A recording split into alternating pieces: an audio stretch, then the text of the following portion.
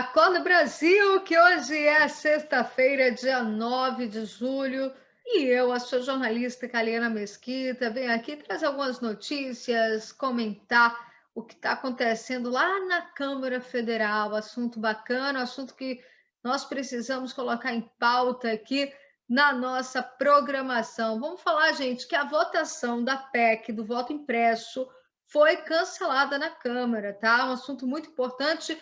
Voto impresso, ainda vai ter uma matéria aqui específica sobre este assunto. Afinal de contas, mais fiscalização, mais transparência, né, nas nossas eleições é o primeiro passo para a gente conseguir realmente acreditar na honestidade dos números das urnas. A eleição de 2020 deu pano para as mangas, deu muito o que falar e muito o que questionar sobre o processo eleitoral.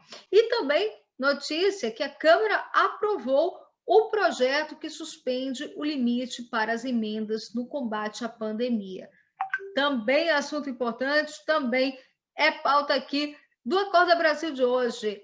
Oferecimento da ITS Internet, chegando na cidade de Ilhéus para conectar toda a população. Aqui, parceiro do Acorda Brasil, deste veículo de comunicação, Rádio Zap 5 Brasileiro, que é assim, com muito orgulho, os olhos, ouvidos e a boca da sociedade. Quer conferir as notícias de hoje, os assuntos de hoje? Então já sabe o que você tem que fazer, né? Deixa seu like, comenta, compartilha, se inscreve no nosso canal, caso você ainda não seja inscrito, e ó, vem comigo. Acorda Brasil, rompendo fronteiras para levar informação até você, está no ar.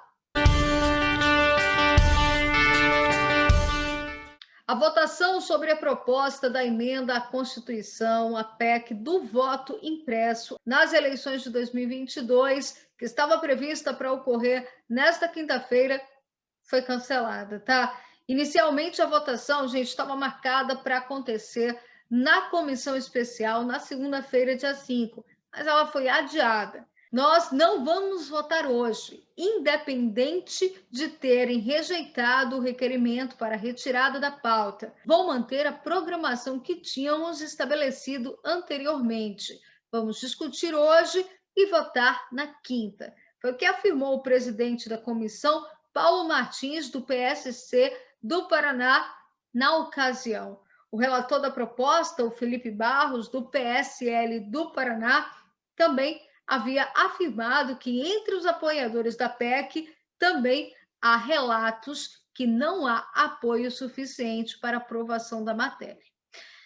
É um ponto que a gente precisa vir, acho que a população está muito necessitada de uma resposta sobre essa questão do voto impresso. É uma batalha, é uma conquista que precisamos ter. Muitos dizem assim, né? Ah, mas nós vamos retroceder, né? Nós temos aí um sistema informatizado de urnas eletrônicas extremamente rápidas e que pode fornecer um equipamento de votação muito mais ágil do que impresso. Meus amigos, ora, querido cidadão, eleitor, você sabe muito bem que o processo da informatização nem sempre é vantajoso para a democracia, né? Você não tem ali um registro. Eu até consigo fazer uma avaliação um pouco mais meio termo, né? Que o que, na verdade, a gente quer não é necessariamente que volte a ser o processozinho da caneta, mas é um processo de que nós, cidadãos, tenhamos acesso a saber, a conferir se aquele voto ali de fato veio, de fato foi registrado. Então, acredito que a medida mais cabível que a Justiça Eleitoral desenvolva um processo, como a gente, quando vai fazer uma compra no cartão de crédito, a gente não recebe a nossa via e a via do estabelecimento, essa é a forma mais correta. Você tem acesso ao seu voto e o Estado mantém o sistema eletrônico, mas dando ao cidadão o direito de corrigir, direito de conferir. Esta é a grande batalha, esta é a grande meta de toda a campanha que vem sendo desenvolvida aí nas cidades, nos estados, em favor do voto impresso. Que o voto impresso, para que nós possamos ter fiscalização e acompanhar o que vem sendo apresentado nas urnas no pós-processo eleitoral, né? Muita corrupção. Nós sabemos que o sistema político é sujeito a muitas falhas e 2020 escancarou isso. A consideração do TSE nos resultados, na apuração, evidenciou essa falha, evidenciou que há sim probabilidade de fraude nas eleições e a população, os cidadãos mais atentos a este processo, está brigando, está lutando para que nós tenhamos mais transparência no processo eleitoral, que é o começo, né, meus queridos radiopeiros, é o começo de toda essa bagunça que nós vemos aí no nosso sistema político. Para o segundo assunto, gente, olha, a Câmara aprova projeto que suspende limite para as emendas no combate à pandemia. A Câmara dos Deputados aprovou nesta quinta-feira um projeto que suspende trecho da portaria do Ministério da Saúde que limita o uso de emendas parlamentares para ações de combate à pandemia. Foram 398 votos a favor e 16 contra. A proposta segue para análise do Senado, tá? A proposta pretende permitir que os parlamentares, as bancadas estaduais e as comissões da Câmara e do Senado reforcem os recursos necessários para o enfrentamento da crise sanitária. O limite determinado pela portaria é de 1/12 das transferências realizadas pelo Fundo Nacional de Saúde para cada ente federativo em 2020. O PDL 292 de 2021 é de autoria do deputado Lucas Vigílio, de Solidariedade de Goiás, que considera que o teto determinado pela portaria faz com que emendas não possam ser aproveitadas. Segundo ele, isso tira do SUS cerca de 643,7 milhões de reais. Precisa de fiscalização, né?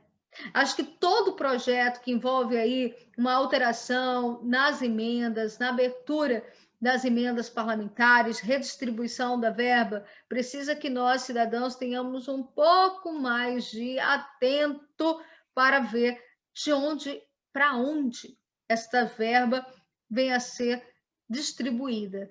Porque depois que passou aí o processo de pandemia, com as crises de calamidade, né? E nós observamos o desperdício do recurso público mal gerido pelos gestores municipais e estaduais, em alguns casos, que tiveram aí conivência com a falta de regularidade dessa verba, de utilização desta verba pelos prefeitos das cidades. Nós temos que redobrar nossa fiscalização, nosso senso crítico enquanto cidadãos e pedir realmente muita cautela dos órgãos fiscalizadores para que eles, de fato, saibam conduzir essa verba pública a serviço da saúde, a serviço do bem-estar do cidadão. Temos que lembrar que a pandemia é o que vem concentrando todo o processo de recursos por conta dessa enxurrada de cidadãos que estão sendo internados, enfermos. O Brasil já ultrapassou os 530 mil mortos, que nos preocupa, mais de 500 mil de mortos, mas tem outras doenças, né? Existe aí o sistema de saúde, ele também está sufocado, porque existem outros enfermos com outros tipos de doenças. Então, a gente tem um reajuste na parte da distribuição das verbas para o processo de pandemia, para o combate à pandemia, é algo bacana para a gente poder equilibrar uma alteração no que vem sendo apresentado, mas a fiscalização para melhor utilizar os recursos públicos é o que de fato norteia e objetiva a boa gestão do nosso governo federal, dos governos estaduais e municipais e todo equilíbrio da gestão pública se tornando a serviço da sociedade. Segunda-feira tem mais edição especial para você. Lembrando que daqui a pouquinho, às 8 horas da noite, estarei eu na TV Cacau, no Insta da TV Cacau, entrevistando ao vivo o presidente do Consórcio Intermunicipal da Mata Atlântica, o Valete, prefeito de Jussari, para falar, sabe de quê, gente? Monilíase, doença do cacaueiro que chegou, infelizmente, em território nacional. Esse assunto foi tema da nossa live de ontem, na TV Cacau, no Insta da TV Cacau. Você que ainda não nos seguiu lá, corre para seguir, porque sábado é o lançamento desse grande projeto de comunicação regional, mas antes disso a gente já está trabalhando. A gente já está trazendo notícias que interessam ao universo da cacauicultura, do chocolate, toda essa atmosfera que é tão importante para a nossa região. Então, nos vemos mais tarde na live da TV Cacau e segunda-feira aqui no Acorda Brasil. Forte abraço, até lá!